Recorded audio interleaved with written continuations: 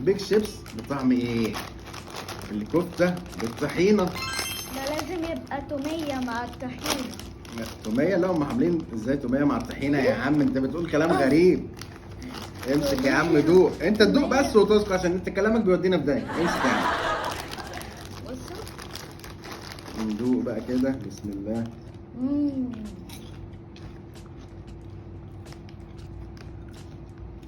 مم.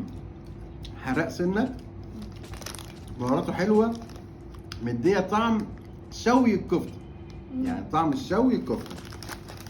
مم. وحراق نص ونص. ايه رايك؟ حاسس بايه؟ سنة حرقان. طعمه حلو؟ تقييمك كام؟ 10/10. انا تقييمي ليه 9/10. وطعم الطحينه مش باين فيه، في تتبيله حلوه، في طعم شوي، طعم كفته نوعا ما، طعم طحينه نو.